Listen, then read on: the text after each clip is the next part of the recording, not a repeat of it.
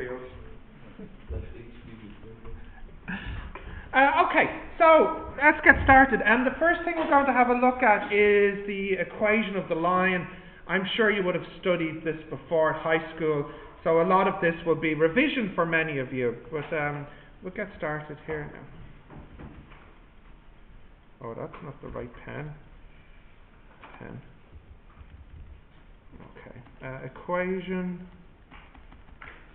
of the line. Okay, so the first thing is, what format do we write these equations in? I better give you a little bit of vocabulary. It seems like everybody's English is quite good, but just in case, I'll give you a little bit of vocabulary here. So, this...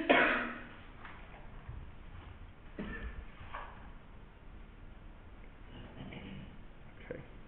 Y equals mx plus c. I'm confident that some people here know the names of the letters here. So, who knows what the m is called? Yeah, go ahead, yeah. Slope, yeah. Or gradient, yeah. I think UK and US use gradient. Ireland, people say slope, but you can use either word. Slope is what I usually say though, okay? In the exam they might say gradient. The C? Y-intercept, good, yeah. So often I just call it the intercept. If I don't say it's the Y-intercept, I often mean the intercept, okay?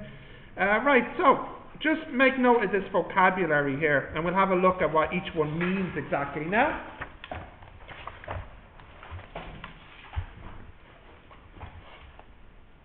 There are other ways, of course, to write the equation of the line. You could have also written it like this. AX plus BY plus C equals 0. And some students may prefer to write it like this. Y equals MX plus B. Some people are more familiar with that then. But just so you know, this is my preferred one in class, so that's what you really need to know. Okay, can I scroll down? Yep. Alright. Now, we need to talk a little bit about vocabulary here for graphs. So I think you all get where I'm going. What's the name of this graph? Cartesian, yeah. Cartesian, or more simply just, you could call it XY graph, yeah. And this one here is called? X-axis, yeah, and the Y-axis. Dun, dun, dun. Y-axis. There we go. All right. And this fella here, what's its name? Origin. Yeah. Good. Okay. No problem. So, and we go positive here. 1, 2. These are positives here. These ones here are positives as well. 1, 2, 3. These ones here are negatives. -1, -2, -3. And these ones here are negatives as well. And again, I think this is familiar for most of you. So just as a quick example, let me just say something like plot, let's say -2, 2. So just have a look and picture where it would be. Just make sure we're picturing the same thing. So -2 to the left and 2 up. So that's where it would be. In the exam, if they ever ask you to do something like this, I think it's good if you write the point coordinates here beside it. Actually, that's the other thing I should have said here. These are called coordinates. Yeah. So this one is the X coordinate and the Y coordinate. Okay. So just write down that vocabulary, please. And this is like, I suppose you could say, our first example question. So that's an example there.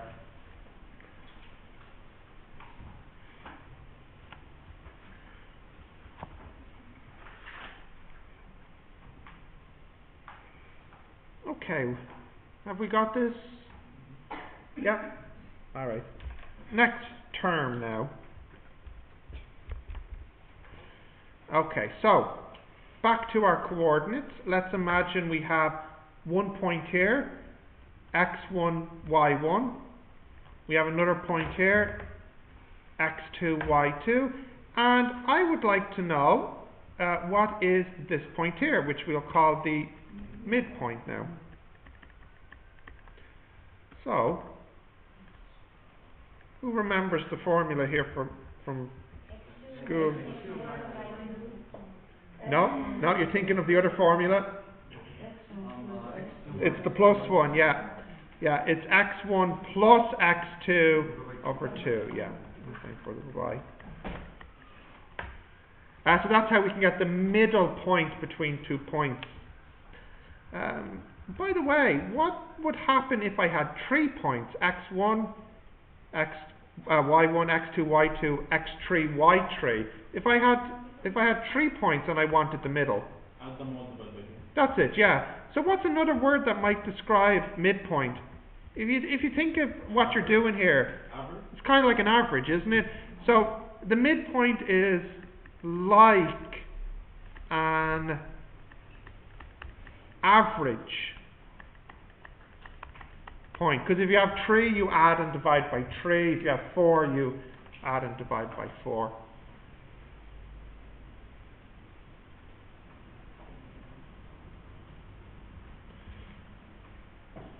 Okay, can I scroll down? Yeah. Yep. So, let's do a quick example here. Example, find the midpoint between 1, 9 and 8, 4 as an example. Okay, I'll just give you a few seconds to try this before I write the answer, just to make sure you get the same answer. So write down the midpoint, and then we'll check if you're right now. In 30 seconds should be enough time to do this.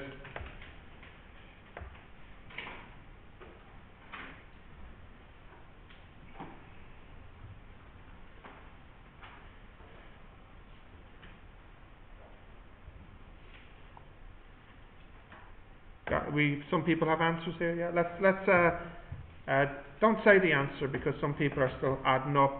But let me write it down if you want to check your answer. So here, this one is like x1, y1, and this one is like x2, y2. So this will be 1 plus 8 over 2, comma 9 plus 4 over 2. Did I get that right? I did.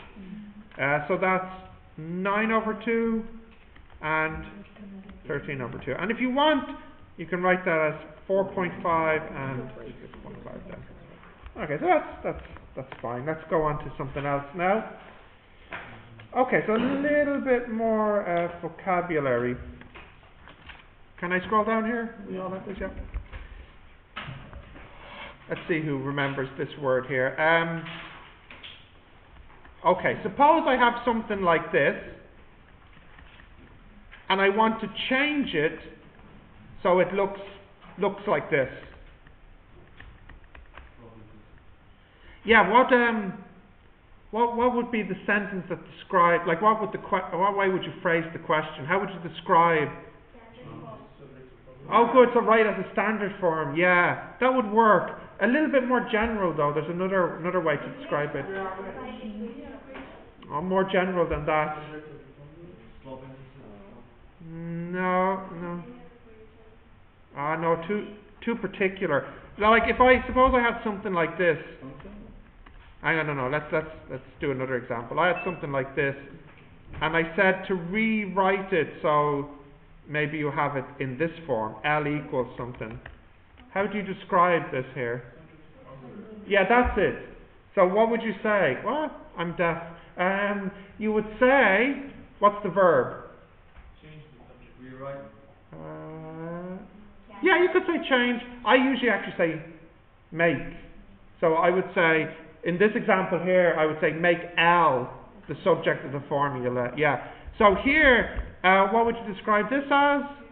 Make Y the subject, which is like what you said, the standard form for this.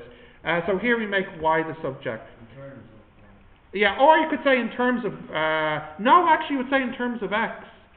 You'd say, Y. oh yeah, make y the subject, or you could say make y, express y in terms of x. Yeah, you could say it like that.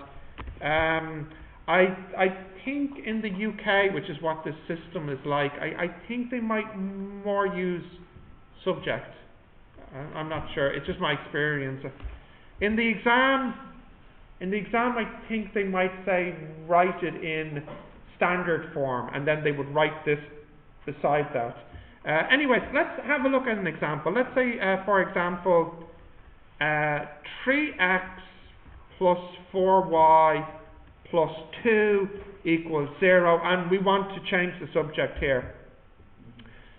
I suppose really I'm not changing the subject, I'm making y the subject. So a little bit of English now. Why might I be saying this? Why might I be saying it's wrong to use the verb change? Because y is not Not quite that. Same variable. Not quite that. Think, like, why am I saying it's wrong to use the verb change in this example? But in this one here, say again, yeah?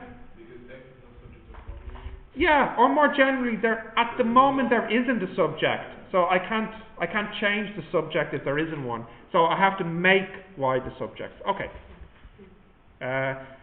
Now the reason I'm focusing a little bit on language is because in the exam these things sometimes do matter, and we will talk more about that later. You just need to be careful with the verbs sometimes in the exam. Okay, so here we are making, not changing.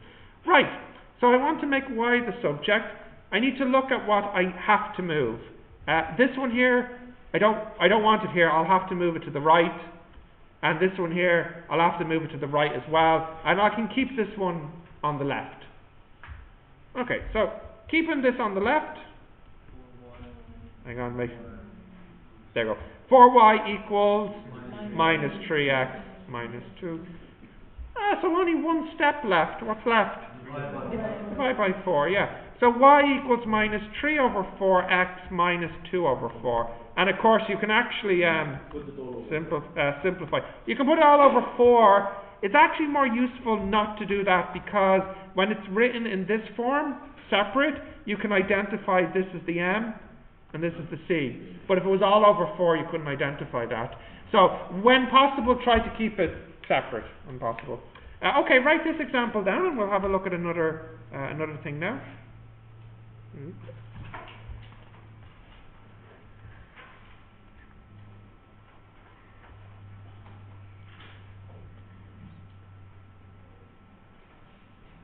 Okay, we got this? Yeah? Okay. Now, next, new verb here. Verify. So, who can give me a synonym of verify? What's another word that means verify? confirm. Not quite prove. Prove is too strong. It's show. Something like show, yeah. Or maybe check. Or something like this. Yeah, and something else? No? Can we think of any others, perhaps? Maybe. I like these two the best anyways. Show and check. In particular, check.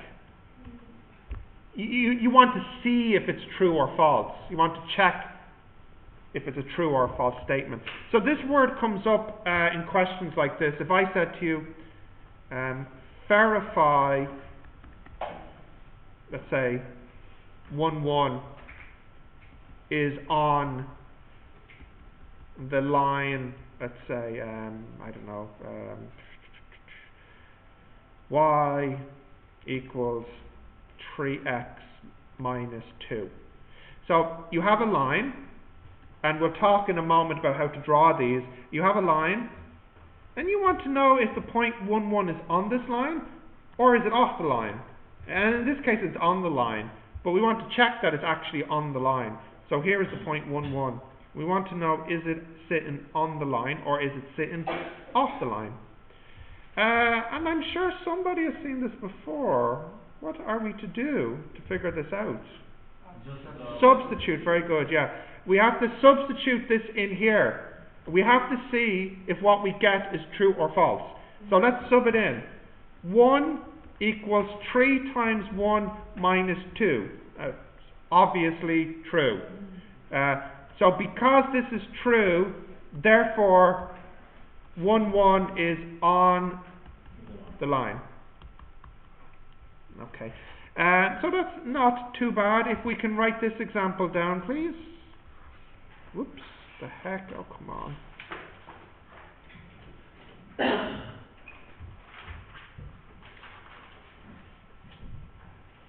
in the example we used like therefore The symbol? Yeah, you can, yeah.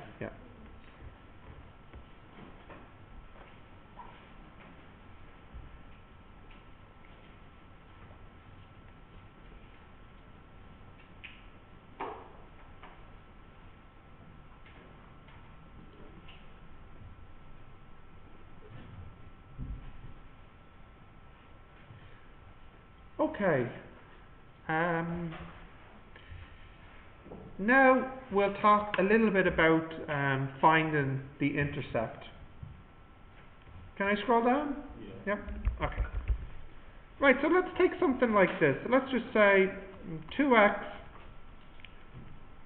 plus 3y equals 10, we'll say. Or maybe, sorry, I'll put the 10 on the left. So, as we said, this represents a line, and we can kind of imagine, let's see, x and y, let me just randomly put it here, for example. We can easily imagine that this line crosses somewhere on the y, and it crosses somewhere on the x. And these have a name, so this is called the Y-intercept, yeah. And this one you could call it the X-intercept, that's fine, but there's another word for it that's more commonly used. Does anyone know it to describe this point? The what? Yes, that's it, the roots, yeah. So this is called the root here. Yeah? No, there's a new word for you. Yeah, okay. It's quite common to use that word to describe the X-intercept. We call it the root. So I think definitely make note of that. Yeah. Because in the exam, I've never seen them. Well, no, that's not true. They sometimes say X-intercept. They sometimes say root. Root means X-intercept.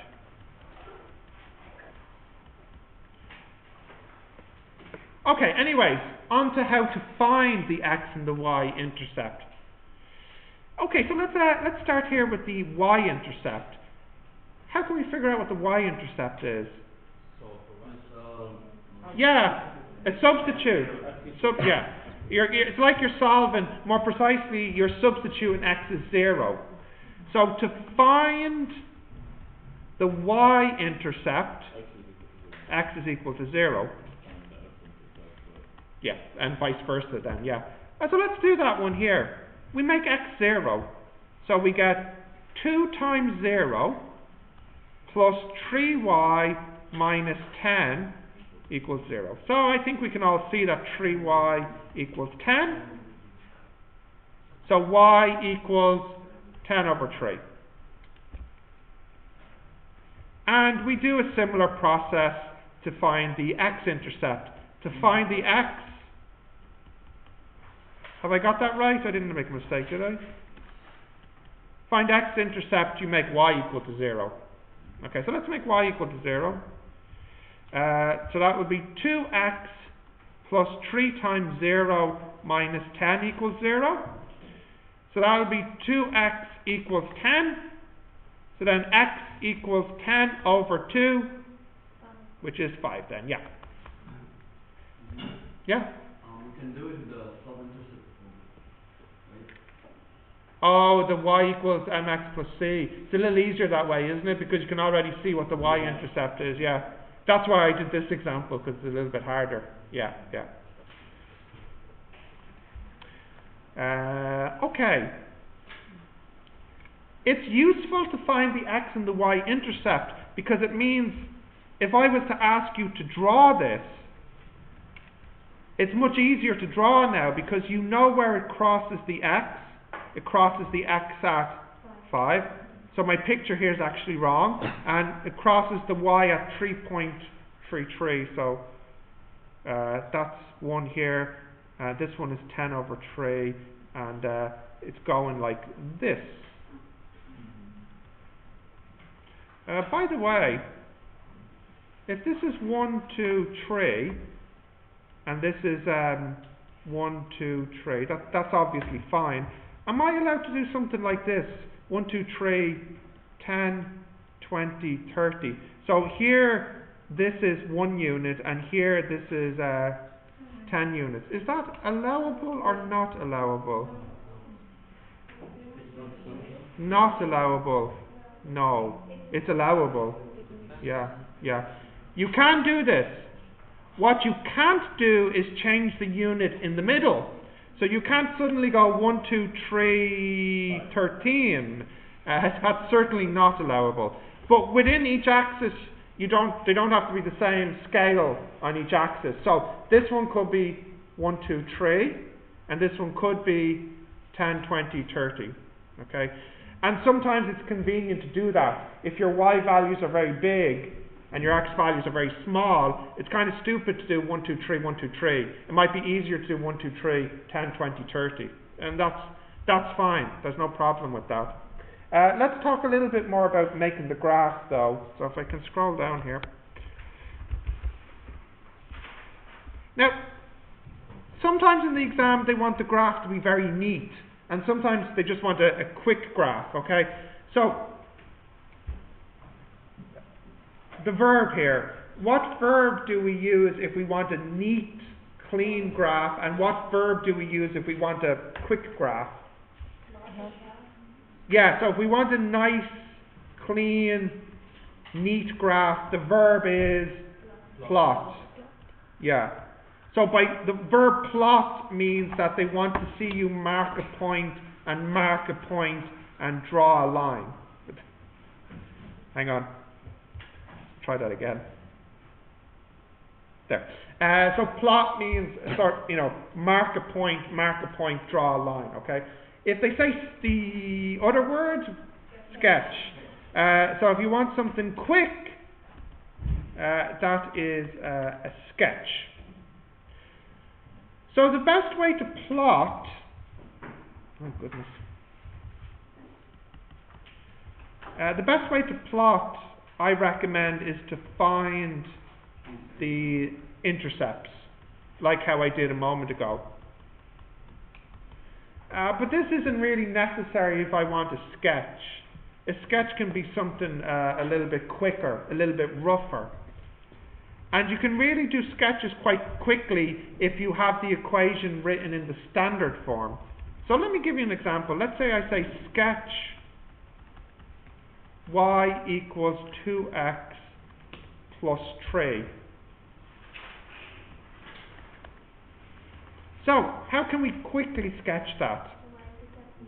Good, yeah. The y-intercept is 3, so we'll mark off a 3 here. And then we look at this one, the slope. And the bigger that number is, the steeper it is. In fact, what a 2 means is that when you go out 1 unit, you go up 2 units, yeah? So, I should draw my line like this. And that would be a quick sketch. Very, very quick sketch. What about if I had a half x plus 3? Well, that would be, less steep. It'd be something, well, no, not that bad, but, maybe something like that. And let's say I had negative 2. So it's going down then, like that. And if I had 0x? Then you have a horizontal line, yeah. So that one there, this one has a slope of 0. This one has a slope of a half. This one has a slope of 2. And this one has a slope of -2, we said. And this tree here just marks where you start on the y-axis. So obviously if this was a minus 3, it just means you start down here. That's the only difference. Okay, so just make note of that. Oh, by the way, you said horizontal for this line, and a line like this is called vertical. What's the slope of that line? No, because we just said this one's 0. No, because 1 would be this. True, but what's the slope? Close. No, definitely not 1, because 1 would be like this. Undefined. Undefined means it's this. Yeah, which is nearly but not the same as infinity. Yeah. So we can't really have slopes of lines like this. It has to be horizontal or at an angle. But when it's vertical, doesn't really have a slope in the way we understand it. Okay. We will come back to this in a little bit. But first, let's go on to some graphs here. Right, so let's do the opposite now. I give you a graph and I want the equation. Something like that. And we'll call this one here -2, and we'll say this one here is 3. And that's x, and that's y, and that's our line. And I want the equation of this line. I want to know what it is. Okay, well, we know what the answer should look like. We would like an answer that looks like this. mx plus c. So really, by asking you to find the equation of the line, I'm asking you to find the m and the c. Yeah, you find the m by rise over ground. That's it. Now, what exactly is the formula? It's x2 minus x1. Oh, y2 minus y1 over x2 minus x1. That's it. So this is the formula for finding the slope. But of course we need to have 2 points. Well, we do have 2 points. Yeah, like what's this point here, firstly? -2, 0. And this one here? 0, 3. So, we have these 2 points, we can find the slope. The slope will be 3 minus 0 over 0 minus -2. So that's 3 over 2. So that's really good, because it means we are half finished. And then you can realize, oh, we're actually 100% finished, because I can see very clearly the c. Yeah, what's the c here? Yeah, we said the c is this number.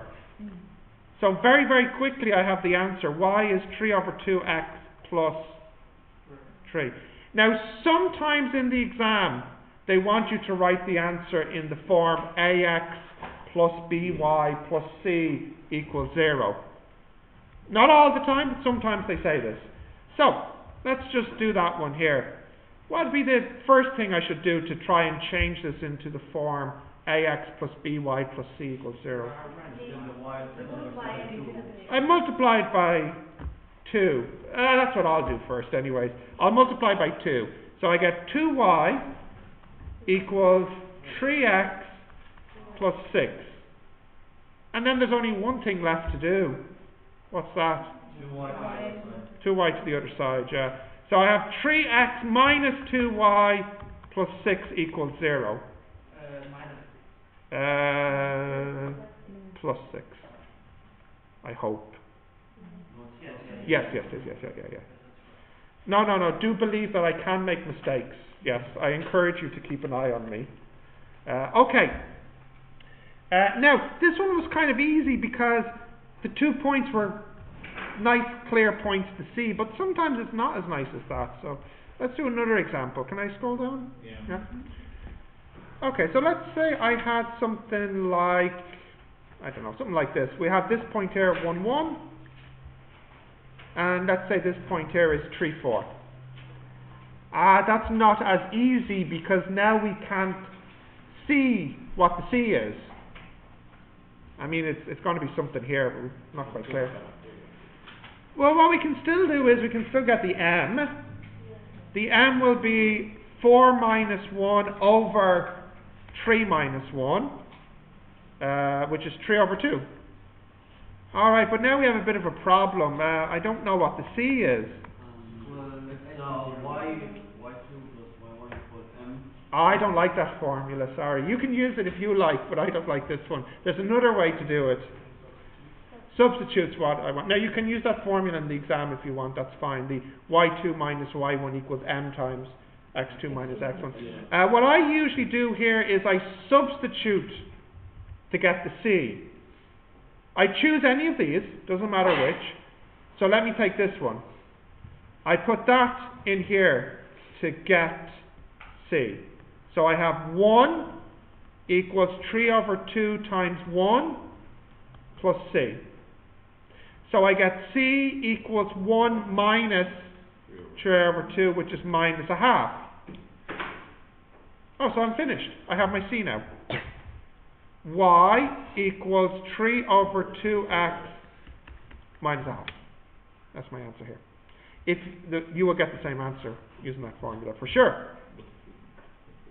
And also if you use the other point, you'll get the same answer too.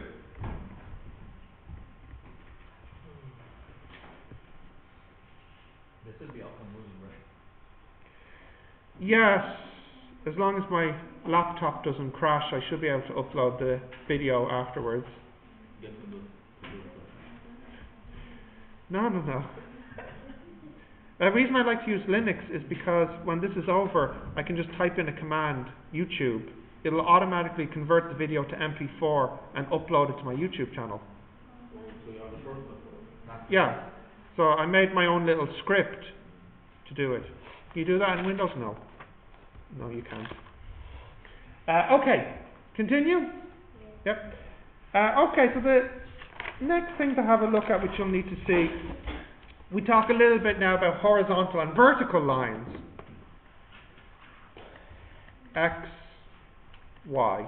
Okay, and let's just say 3, 4. And I want the equation of this line, this horizontal line.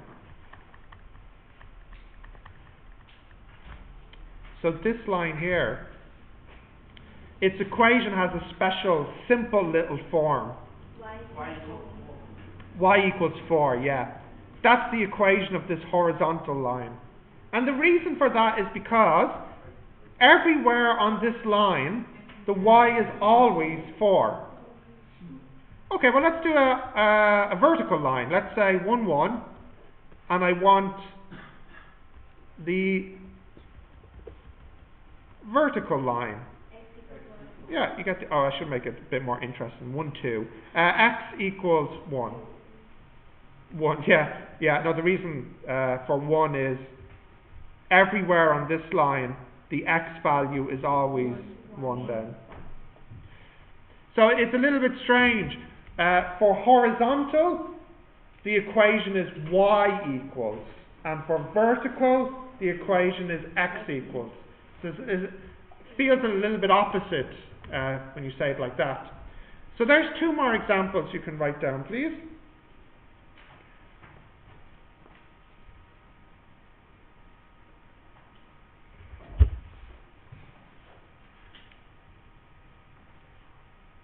Okay.